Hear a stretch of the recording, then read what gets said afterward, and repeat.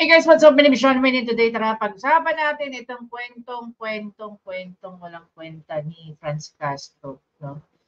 So, after niyang mahainan ng reklamo sa Ethics Committee, ito na nga po, nagpasabog na po ng kwentong walang kabalbalan si Franz Castro. Akala niya makukuha niya ang simpatya ng taong bayan. Ang di niya alam, siya na lang ang naniniwala na siya ay mabuting tao, 'di ba?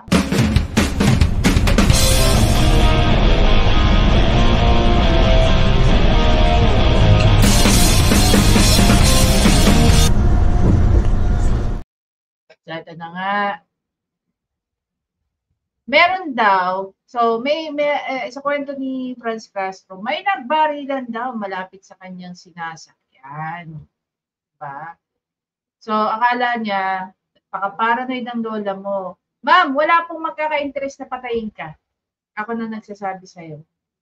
Kung meron man, siguro mga kabaro mo. Pero yung mga mabubuting mamayan ng Pilipinas, hindi po nila dudungisan ng kanilang mga kamay para lang sa kaya mo.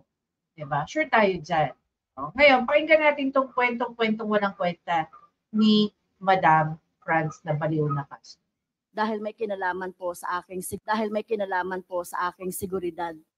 So kagabi po, Mr. Chair, mga bandang 11 o'clock o 11 p.m., nasaksi po tayo doon sa isang insidente na pagpaputok ng baril ng pulis. So binabagtas po namin, ewan ko pa lang po kung main road ito ng BGC, meron pong pulis sa harap namin, police car. So ito, obvious na alam niya kung nasaan siya. So sabi niya BGC, tama ba? At merong dumaan na naka-motorbike sa harap namin hanggang sa lumabas po yung police, Mr. Chair.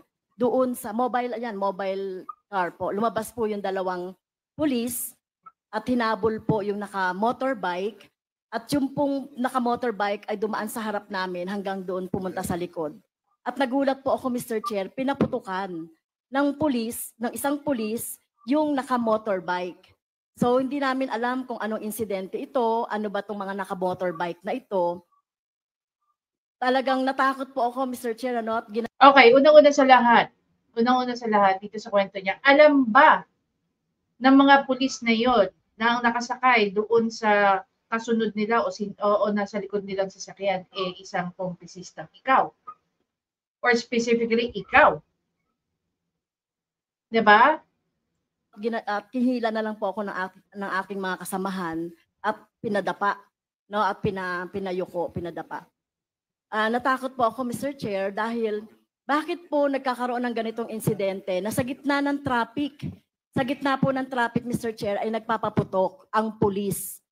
So tingin ko po ay hindi tama ito dahil sa gitna po ito ng mga sibilyan at traffic. Okay, in this part, valid siya. We can agree with what she's saying here. Po ito at marami pong sasakyan. So naalala ko po, Mr. Chair, yung insidente na naganap noong 6 years ago sa Talaingod. Ito na mga ma'am, sir. Dito na papasok yung kwento niya na ipupukol niya sa mga Duterte. Kaya ito naging kwentong bullshit.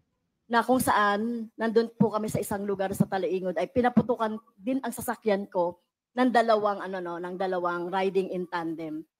Kaya po, sana po ay magkaroon tayo ng report, lalong-lalo na po dito sa... Now, the question is, yung nangyari ba sa iyo sa Talaingod, meron kang report? We're hoping na meron, sa station ng police na sumasakop po sa BGC, ito po ba ay legitimate na operation? Pero hindi po dapat nagpapaputok sa harap ng mga civilian. Alam ba nila na nandoon po ako? Sa gitna po Wow. VVIP, very, very important person. Diba? Regardless kung ikaw yung nandyan o wala ikaw, hindi nila dapat yun gawin. Diba? Putok.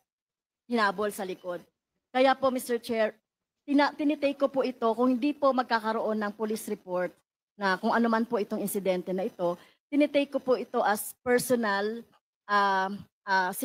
threat sa aking seguridad.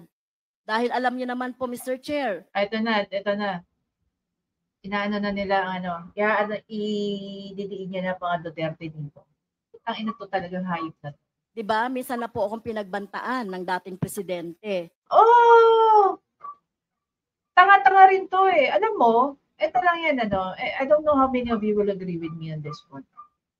Kung halimbawa, no, regardless kung sino man may banta sa buhay nito, they're not going to openly say na na babantaan ka.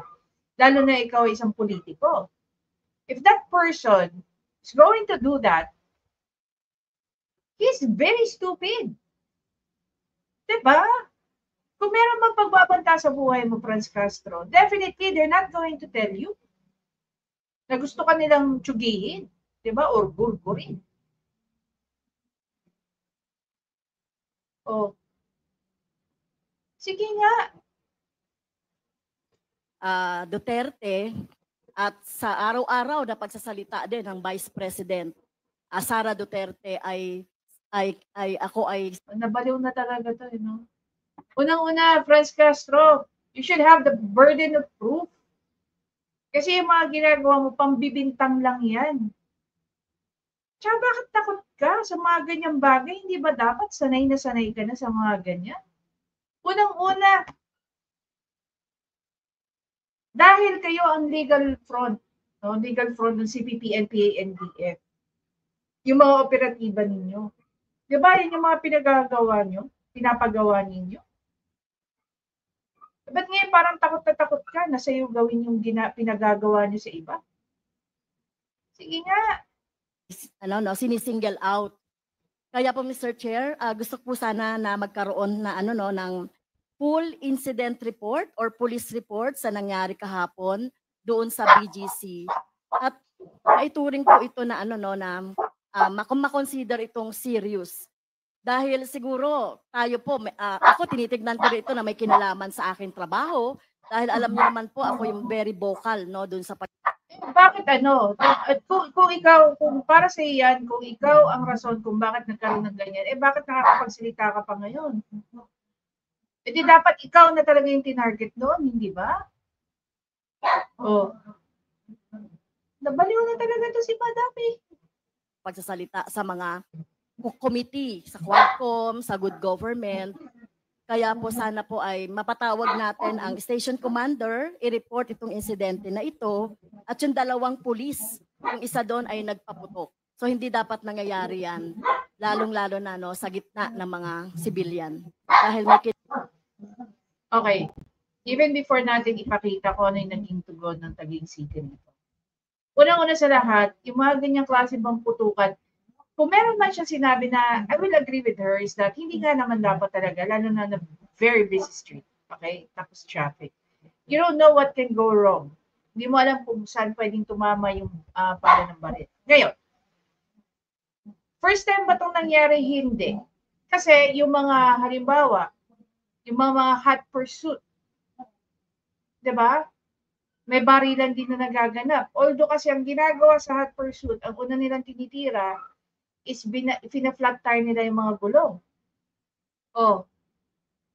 Supposedly, pag may mga ganyang insidente sa kalsada, pag nakita niyo na may nagbabarilan, the first thing that you're going to do is, of course, put yourself into safety.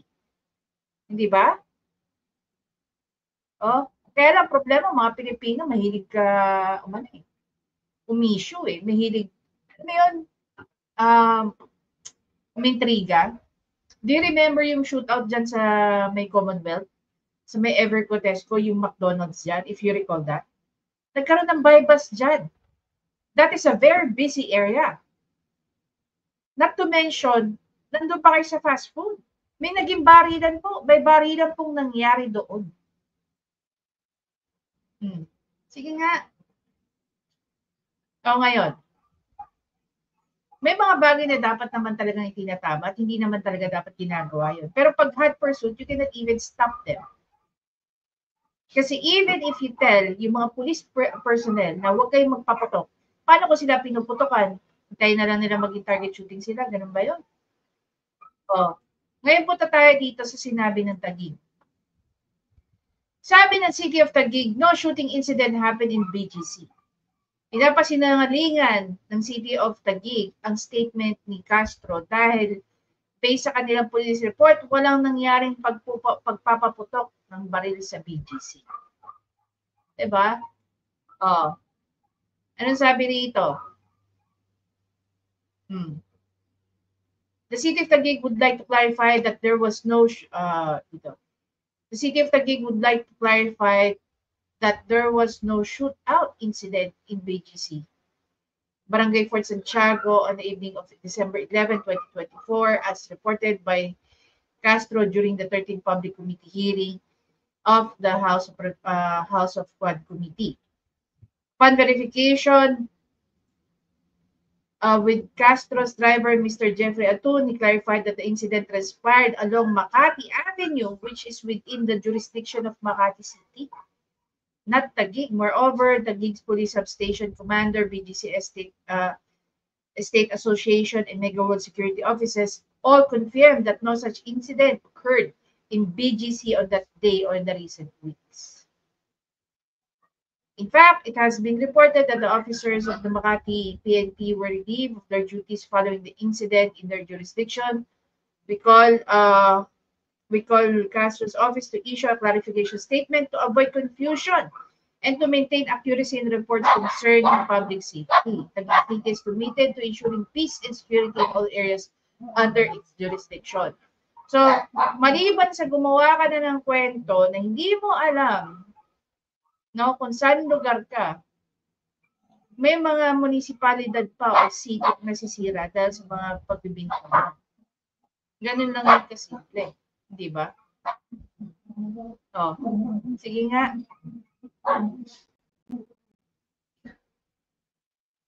Tapos kakalad ka rin niya pa ang mga Duterte sa mga pinagsasabi niya.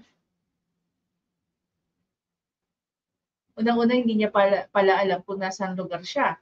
Pangalawa, sabi niya maaga pa eh. So, kagabi po, Mr. Chair, mga bandang 11 o'clock o 11 p.m., nasaksi po tayo doon sa isang... Oh, bakit pakalat-kalat ka pa ng 11 p.m.? Ito si Castro, unang-una sa lahat, random lang. The way we see it, random lang. No? Hindi naman yung tipong siya yung target talaga. Besides, kung tatargeting siya, no, ito lang yung pwede nating isipin. Bakit hindi ikaw directly? Kung ikaw talaga ang gustong tirahin yan o pinapatrabaho ka talaga, bakit hindi ikaw directly? Bakit hindi pa ikaw dinerecho? O, dahil tatanga-tanga ka sa lugar, sasabihin mo,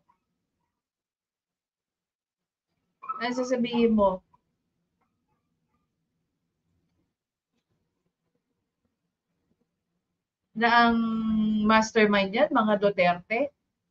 Tanga ka ba? Kahit anong sabihin mo, kahit ano pang palabasin mo dyan, tuloy ang kaso sa'yo, tuloy ang complaint sa'yo ng mga IP leaders. Kaya ba naniniwala kayo na sa tipo ng taong to na magtatangka sa buhay niya? Tutusin niya, mas takot sa iyo mga tao eh, dahil baka ikaw pa tuloy ang no? Knowing that isa kayo sa mga legal fraud. Sige nga, sa tingin mo, may magtatangka sa buhay mo, mas takot ang tao sa iyo. With your reputation.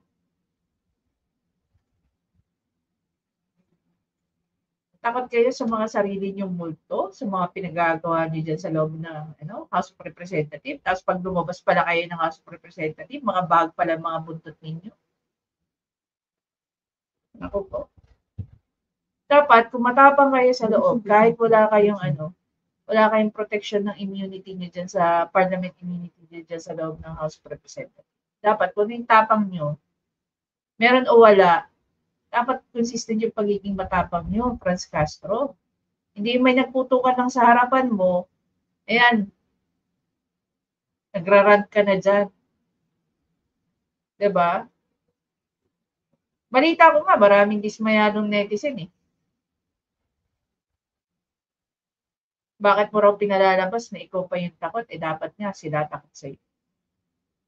Anyway guys, again, maraming salamat sa panonood. Please don't forget to subscribe, like, at i-comment nyo na rin yung opinion nyo tungkol dito. Sa tingin nyo ba, dapat si Franz Castro matakot sa mga nagbabarilan? Sanay na dapat to. Hipokrita din eh. No?